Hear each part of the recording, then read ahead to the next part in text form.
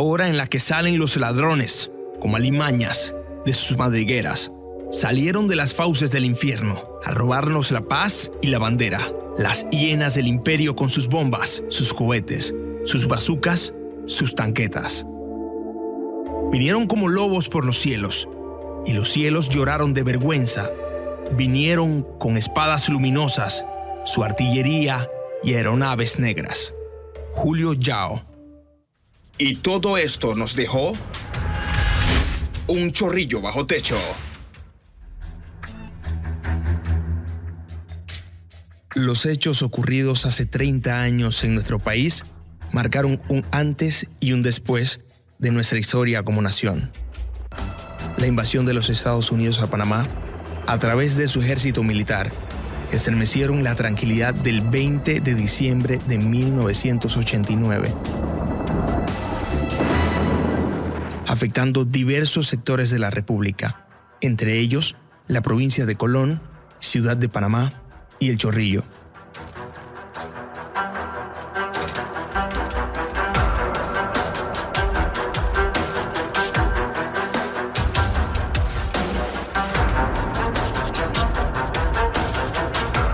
Se estima que unas 20,000 personas quedaron sin hogar en todo el país.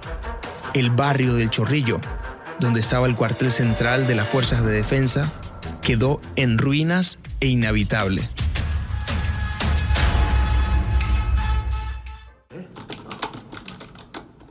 Quienes tenemos menos de 30 años, no vivimos la invasión en carne propia. Pero conocemos la historia por trazos. Quise romper una de las reglas del periodismo tradicional. Consultando a mi padre sobre lo que vivió la noche en la que Panamá fue invadida. Vine a hacerte una consulta importante. Bienvenido. Gracias.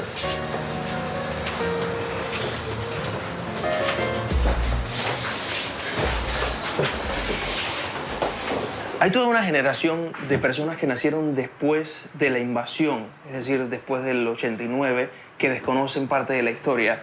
Pero me gustaría saber cómo tú viviste la invasión. Hay dos momentos que resaltan a mi memoria. La primera, el 16 de diciembre, estuvimos reunidos en un restaurante, alumnos, colegas del Instituto Justo Arosemena, donde una de las personas es hermana de un coronel del Estado Mayor. En medio de la reunión llega una llamada y tuvimos que cortar. O sea, había un estado de alerta. Llamaron a la hermana y tuvimos que eliminar la continuidad de la reunión. En ese momento tuvimos noticia de que en la comandancia habían 4 personas militares vestidos de civil que iban en camino y no obedecieron el retén militar. Y al no obedecer hubo una confrontación. ¿Dónde era ese retén? Cerca de la comandancia. En El Chorrillo. Sí. Y al no obedecer a los militares, los señores de la Fuerza Armada de Estados Unidos salieron con su carro y hubo un disparo y uno de los que murieron era un teniente de descendencia colombiana que murió. Lo irónico del caso es que ellos supuestamente iban al Hotel Marriott para cenar. Y si tú vienes de Fuerte Amador hacia el Marriott, no hay necesidad de coger por el Chorrillo cerca de la comandancia. Y la probabilidad existe de que era un pretexto, sin pensar que el concepto justa causa es como decir en inglés causa, just cause, causar, provocación. Entonces, eso fue la primera experiencia. 4 días antes de la invasión hubo una cuestión de estado de alerta y tuvimos que más o menos estar pendientes y en mi mente yo sé que iba a haber un problema mayor después de ese incidente. También consulté con otras personas que vivieron de cerca los hechos, quienes nos acompañarán en este camino por descubrir la historia. Esto es El Chorrillo bajo techo.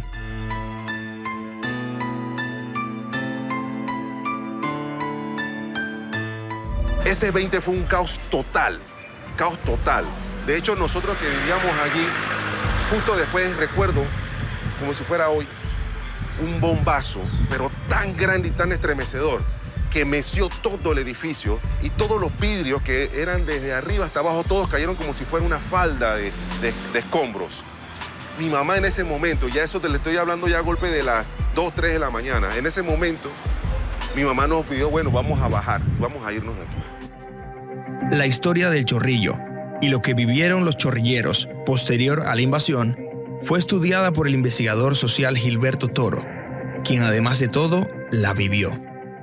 Tras haber iniciado la invasión, en el amanecer del 21 de diciembre, la incertidumbre reinó sobre todos. Señor Toro, nos encontramos muy cerca de las antiguas instalaciones del YMCA. Usted vivió en un momento aquí, ¿no? Correcto, así es, en el apartamento acá arriba, en la esquina. Okay. Y definitivamente, como ves, nos tocó escuchar el ruido de las tanquetas que estaban subiendo al Chorrillo y posteriormente también el ruido de la gente, los murmullos y las cosas que venían bajando del Chorrillo. Entonces definitivamente estábamos como en medio de todo. Sentimos también cómo se estremecieron, como ves, que son de madera, cómo se estremecieron los edificios con los bombazos que se dieron en el Chorrillo. Esas cosas fueron las que nos alertaron de que algo estaba pasando adentro, hasta que nos enteramos por los medios de que ya había iniciado la invasión. Y al igual que muchas personas que salieron a buscar víveres, ustedes salieron a buscar Nosotros víveres. definitivamente, una de las cosas que les preocupó a todos los vecinos era que si ya estábamos en un estado de alarma, lo principal era qué tanto podía durar esto y cómo estábamos con el tema de la alimentación. Entonces, como vecinos, 3 de nosotros nos organizamos para hacer un súper colectivo. Uno de los vecinos puso su carro y nos enteramos que el súper más disponible que había era uno que quedaba en Diablo, ¿ya? Y nos dispusimos a ir allá. A pesar de todos los alborotos que había en las calles, de los saqueos y todo lo que se estaba dando, nosotros agarramos, vinimos acá porque ya nos habían dicho que aquí se podía venir a comprar. De veras llegamos, el vecino estacionó el carro, entramos, hicimos nuestro súper normal. ¿Que era administrado por gringo? Panameño. Okay. Pero el área estaba tranquila, segura. O sea, era una cosa como si esto no fuera Panamá. Pero me dio por ir, en esa casa allá vivía uno de mis hermanos. Y me dio por ver si estaban allí, si estaban bien o algo. O saber de repente, porque lo inteligente era movernos de Balboa, mi familia, y yo acá. Yo llego, me asomo, estoy pegado así, mirando, bajo, subo. Esto estaba abierto, no estaba así. Ya cuando dije no hay nadie, Entonces usted regresó. me volteo, camino, voy con mis bolsas, ¿no? Cuando hago así, yo veo que vienen las tanquetas, ¿ya? Yo hago así, miro allá a mis compañeros, veo las tanquetas, yo hago así y yo dije, se va a formar el tiroteo aquí. Y entonces yo empiezo a correr. En esta dirección. A correr. Cuando yo volteo, Era con usted. yo veo que las tanquetas me seguían. Entonces, on the floor, ¿ya? Entonces yo agarro, suelto las bolsas, me tiro, él me hace completamente pegar la cara, el cachete contra el pavimento. Las manos así y las piernas abiertas. Y me encañona así. Me pone el cañón del fusil aquí, así, mientras espera a los otros. Como por aquí. Nos ponen a los 3 para esperar el transporte. Y entonces estábamos en esta posición. Aquí. De rodillas. De rodillas. De rodillas. Entonces ya ahí nos subieron en el camión. Y fue entonces donde experimentamos el viaje a lo desconocido. De aquí salimos sentados. Pero cuando hice así, lo que nada más veía era árboles por todas partes. No supe más nada hasta que llegamos a ese lugar que era el campo de concentración, que después supe que era Nuevo Emperador.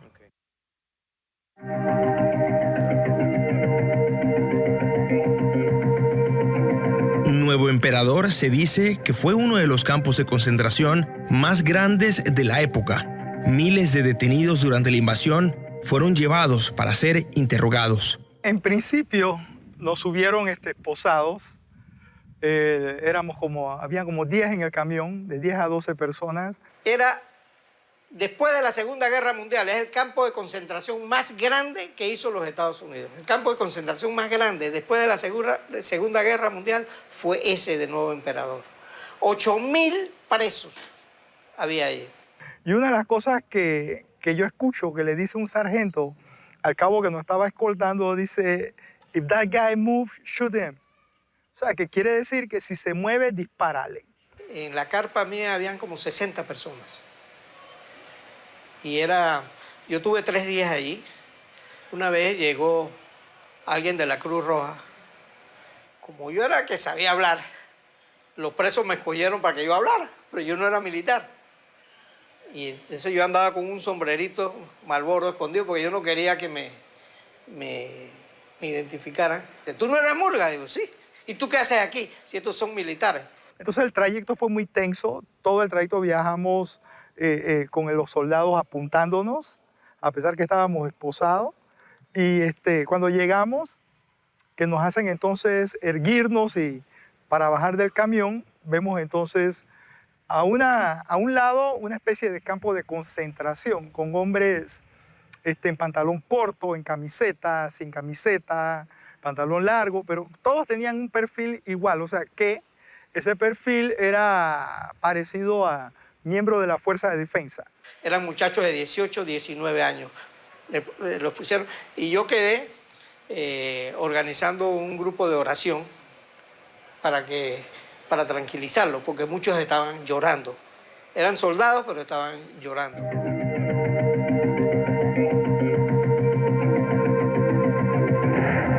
Soy Ernesto Fitzroy Hayes, actualmente tengo 46 años. Para el 20 de diciembre de 1989 tenía 14 años y vivía exactamente donde está esta esquina del edificio 24 de diciembre, en calle 26, El Chorrillo.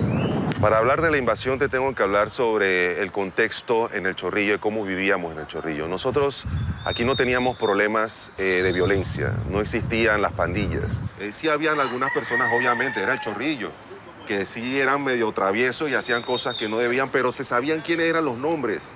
Eran 2, 3, 4, ya no había más nada. O sea, el tema delincuencial aquí no existía, ni en Chorrillo ni en el resto del país. La relación que teníamos con el cuartel central, que queda exactamente al otro lado de esta misma calle, era una buena relación. Incluso nosotros para Navidad, en esta misma calle, toda esta calle la cerrábamos, ¿verdad?, para que jugáramos los niños, las bicicletas, los patines.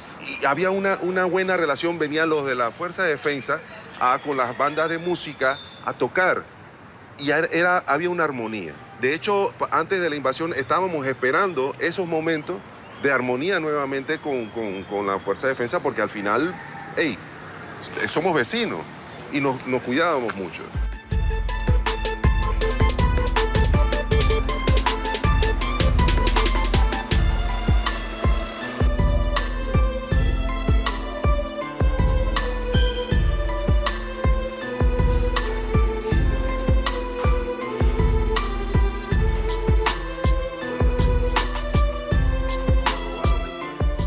Los de mi edad, en ese momento, teníamos 14, 15 años, dejamos de ser niños y nos trataron como cosas, ni siquiera como seres humanos. Los soldados nos sacaron de aquí, nos llevaron como reos, como si fuéramos unos reos para allá, a un lugar de la zona del canal. ¿La escuela? La escuela. Ahí tuvimos un par de tiempo y ahí nos mandaron para la andar. Aquí murieron personas que no tenían que morir. Si esos gringos, como hicieron su Noriega, así podían habérselo llevado. ¿Y no lo quisieron? No tenía que haber matado a ese poco gente que mataron. ¿Dónde tú estabas el 20? Aquí arriba, con mi hijo que todavía tiene un trauma y tiene 30 años.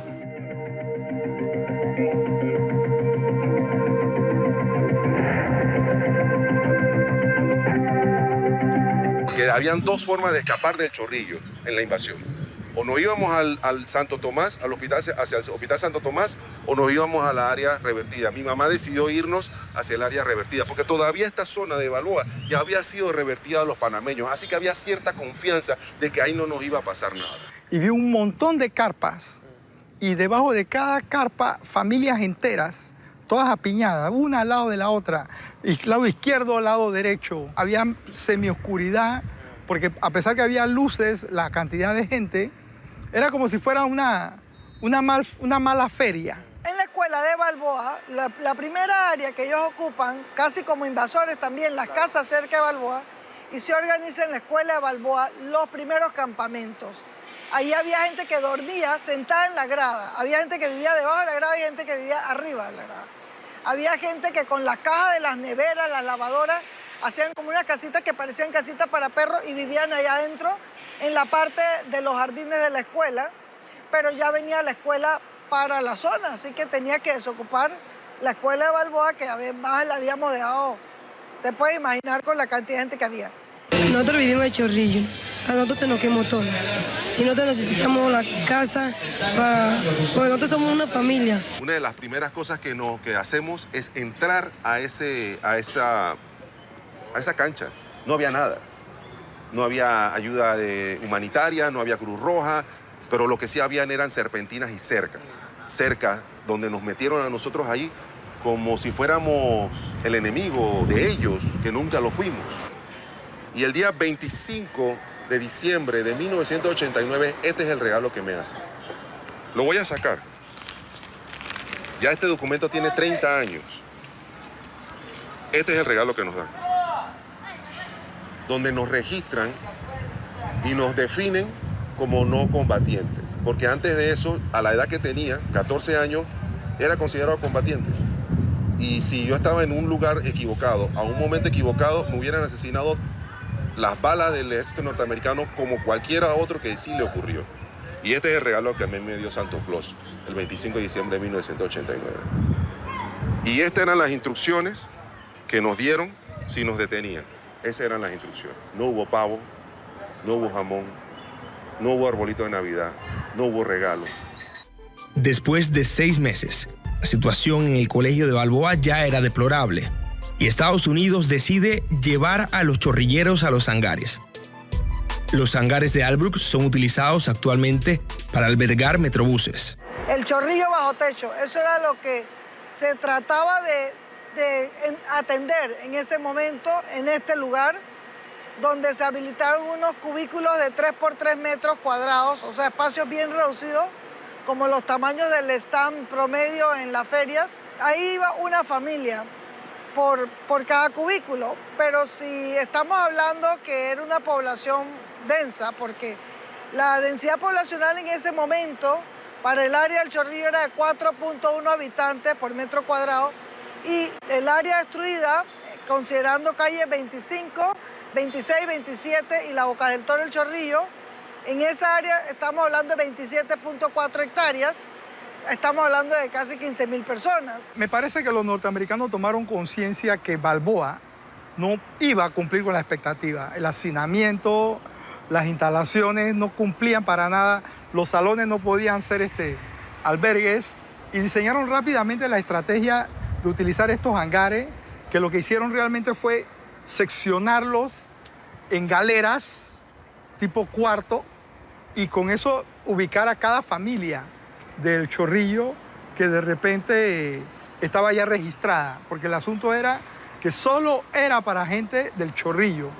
Donde vivían hacinados, vivieron por más de un año hacinados, con baños compartidos. Digo, eso es inhumano, ¿no? Es un trato inhumano que recibieron por un periodo largo los chorrilleros. Ahí había una cosa impresionante. Por día se te parían en el piso al principio de la invasión, y aparte, para que te imagines que sí es la guerra, había hepatitis, varicela, meningitis en la escuela de Balboa. Y tú tenías que salir con estos niños, pasar toque de queda en el Hospital Santo Tomás, a veces no encontraba a los papás. Bueno, era tremendo, pero era gratificante ver cómo la gente emergía de dentro de su dolor con fuerza, con una experiencia que iba a cambiar su vida, pero que lo iba a fortalecer Y en eso creo que tiene que ver mucho nuestra idiosincrasia. ¿Cuándo uno se iba a imaginar ver un barrio bajo techo? Entonces, ahí había una gran oportunidad para hacer un trabajo excelente de intervención social. Sin embargo, se convirtió en una situación más bien como que había quienes querían ver que esto tenía que ser una atención de corto plazo, obvio. El ejército norteamericano sabía que no podía pasar de un año atendiendo esto. Ellos no vinieron a hacer de babysitter. Bueno, al principio de la invasión hubo la distribución de las bolsas militares que traían todo lo que necesitaban. De hecho, eran más calorías de lo que los chorrilleros estaban acostumbrados a consumir, lo que nos trajo problemas de salud, quedaban en el hospital, vómitos, diarrea. Era demasiado en comparación a lo que ellos ya estaban acostumbrados a comer de día. Poco a poco fueron llegando los camiones donde nos daban unas bolsas verdes que eran el Military Meal, no sé qué, que nos ponían a comer eso y eso lo comimos varios meses. Donde la gente se adaptó a la Meal Combat, posterior a eso, después de tanto hastío, desayuno, almuerzo, cena, Meal Combat, el asunto fue que se diseñaron entonces las cocinas. Los chorrilleros tenían sus vasijas y sus cubiertos, entonces hacían fila. Son de los fenómenos biopsicosociales que te digo que influyeron, porque entonces, además de acatar la disciplina que era necesaria en ese momento, se hacían filas para ir al baño, se hacía fila hasta para comprar billetes de lotería. Pero cuando tú estás en un hacinamiento, como es un tipo de albergue, mira, te toca por hacer dos cosas: dormir y comer. Y me hace mucha gracia cuando me acuerdo, por ejemplo, cómo los niños cantaban o los adultos, tú oías a alguien cantando y de repente de otro cubículo decían, hey, cállate que mañana tengo que ir a trabajar. Claro. O sea, ustedes se imaginan como 2.000 personas viviendo en este lugar porque se había diseñado para 2.200 personas. Cuando hablamos de un barrio bajo techo, el Chorrillo bajo techo, míralo con todas los indicadores, tanto positivos como negativos de un barrio. Alcohol, droga, violencia, enfermedades, infecciones, abusos, todo, delincuencia.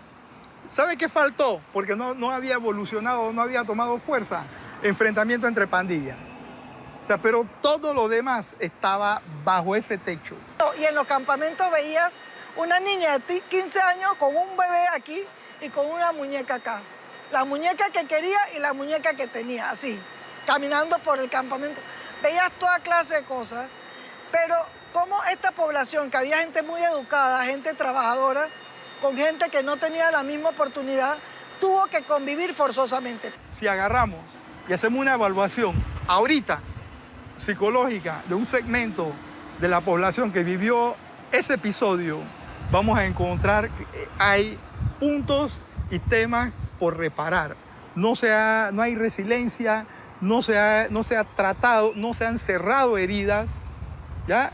Y sobre todo, no podemos permitir que esto pase al olvido solo porque el tiempo manda. 30 años, y estamos seguros que hay gente que tiene esos 30 años tan clarito como ayer.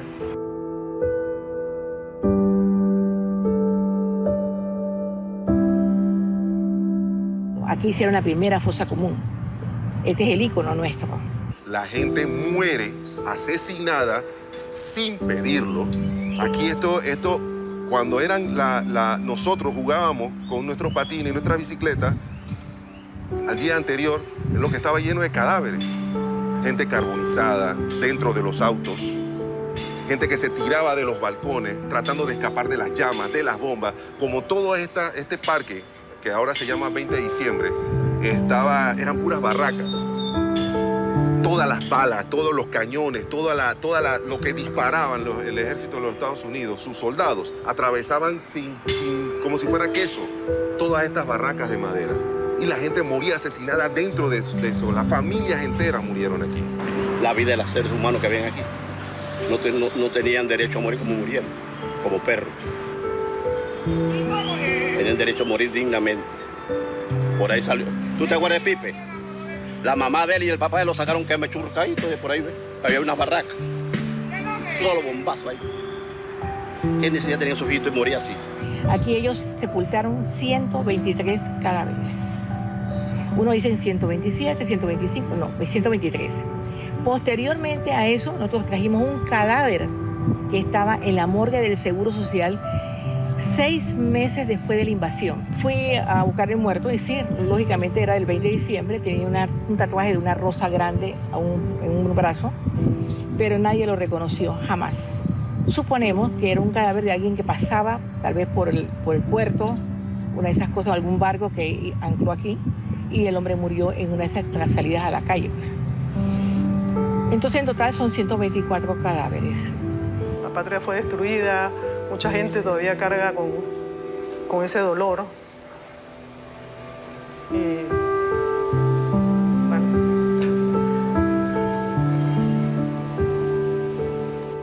Olvidar tus muertos es olvidar tu historia. Olvidar tu historia es desconocer lo que es la patria. Porque no hay patria sin historia, como no hay historia sin muertos. Por primera vez, y tras haber pasado 30 años de invasión, el Consejo de Gabinete, encabezado por el presidente Laurentino Cortizo, aprobó por unanimidad declarar el 20 de diciembre del 2019 como Día de Duelo Nacional, en conmemoración y en reconocimiento a las víctimas de la invasión militar de Estados Unidos a Panamá. La resolución ordenó izar la bandera nacional a media asta, sin el cierre de oficinas públicas ni privadas, basado en el artículo 44 del Código de Trabajo, que faculta al órgano ejecutivo a declarar día de duelo sin el cierre de oficinas públicas y privadas. Hay heridas que ni siquiera sanan con el tiempo. El Chorrillo bajo techo.